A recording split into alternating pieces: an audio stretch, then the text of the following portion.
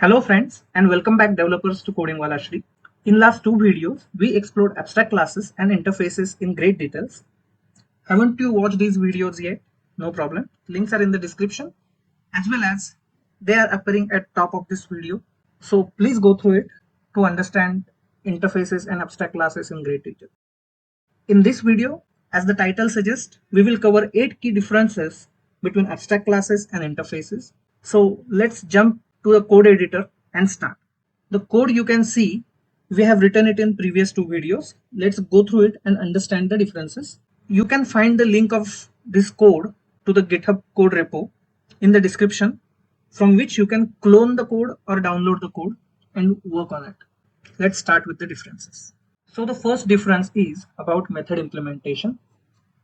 If you take a look at the abstract class person that we defined, abstract classes are the classes with at least one abstract method, but they can have any number of concrete methods.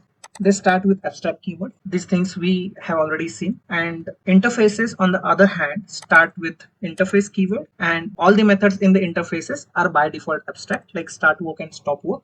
These are abstract methods, abstract meaning methods with no implementation. So child classes are supposed to give implementation to these methods. And they can have any number of default and private methods. So default methods are the methods with implementation in it.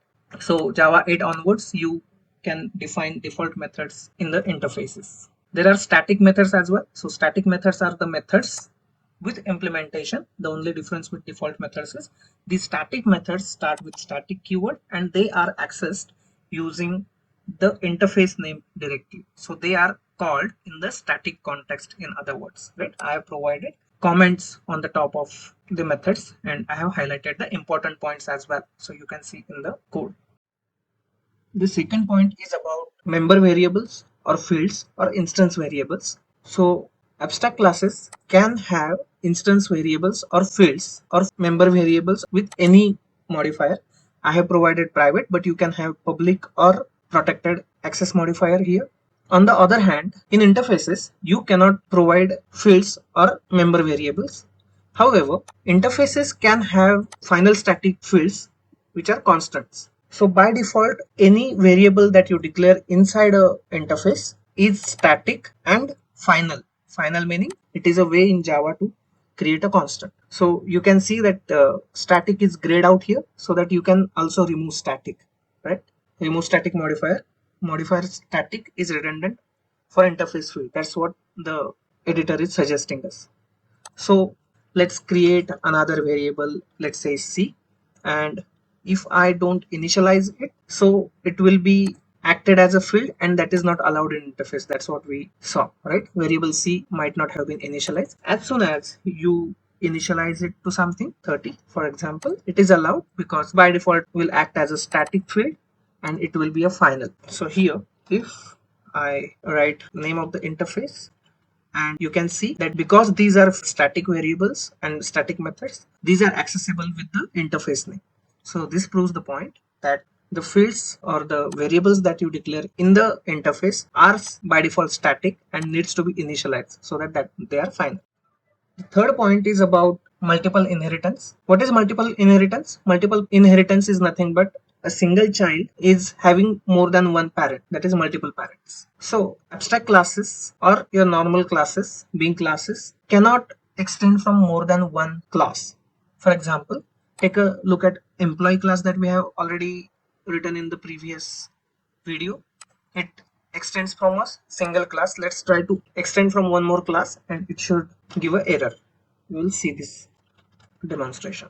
So I have a demo class. Let me try to add into the inheritance list here. So you can see that compiler error is thrown and it says class cannot extend multiple classes. So this is clear to us that we cannot achieve multiple inheritance using abstract classes or any classes, even concrete classes you can't achieve it. On the other hand, we'll take a look at interfaces.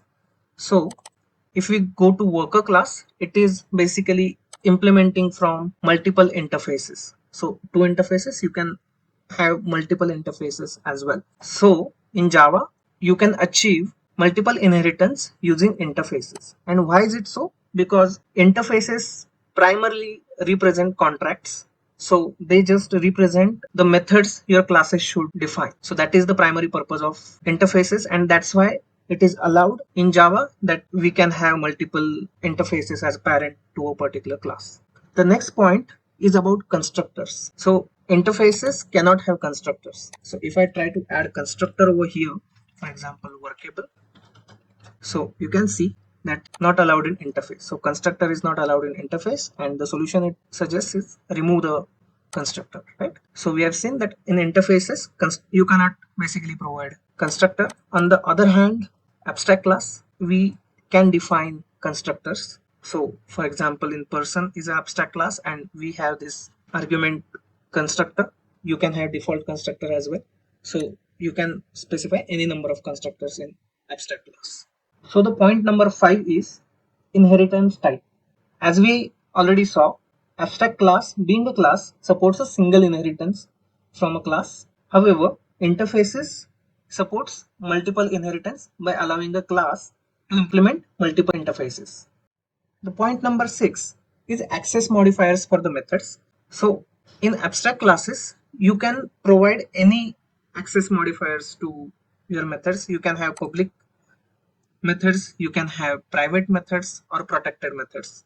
So that is allowed in abstract classes. However, in interfaces, you can either have public methods. So by default, all the methods are public, or after Java 9, we can have private methods in the interfaces too. So prior to Java 9, you were only having public methods in interfaces. You cannot have private methods in the interfaces. The 7th point is interesting point. We are going to discuss why Java designers might have chosen to use extends keyword for inheriting from classes and implements keyword to inherit from interfaces. To support this discussion, I have tweaked the worker class a bit. I'm extending from a person class. This part is the same. It is implementing from the workable and action interfaces. So we are going to understand why this. We know what part of it, but we are going to understand why part of it. So if you see the person class, it has fields or member variables or states, in other words, right? So you store state in the classes. We are creating a child class of it, and we are extending a person. Okay, so this is more specific implementation of a person. So worker is basically a person, but it might have some additional fields and methods. So we extend the related class to create a more specific child class. Upon extending a class, its fields or states and methods become part of the subclass. That's what we discuss. So the term extends is used for inheriting from the classes, right? And the purpose of interfaces is primarily declaring a contract for what methods or behaviors its child classes should have. In workable, I have start work and stop work. So any class inheriting from this workable should give definition to these two abstract methods, start work and stop work.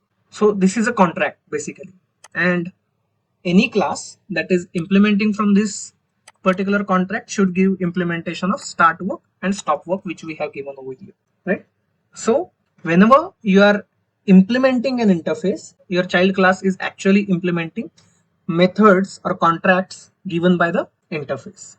So the term implements best suited and hence used for inheriting from interfaces. The point number 8, and which is the one of the important difference, is the use case. When to use abstract classes versus when to use interfaces. So basically, as we already discussed, interfaces are basically to give the behaviors or the contracts, the methods, right? So interfaces are used to define a contract or a role. Those are for unrelated classes. So for example, this workable, you can see that it is inherited by worker class as well as by employee class, and both these classes are unrelated. Those are not in the same inheritance hierarchy. So those are unrelated, but still they are implementing these interfaces, right? However, abstract classes are used to share common code and behaviors across closely related classes. What do you mean by closely related classes? Those are in the inheritance hierarchy. So person is an abstract class and employee, you can see, is a related class. So person is parent of this employee. Okay, and let's say you have another class called as student, which extends a person.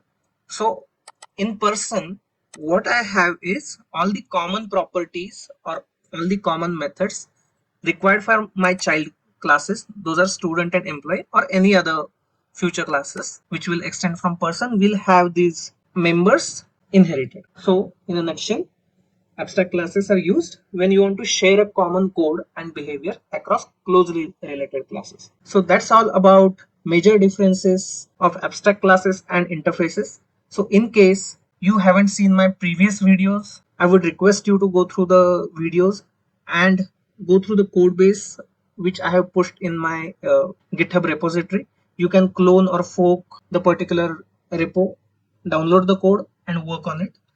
Thank you friends. Thanks for watching, and I will see you in the next video. Until then, bye bye.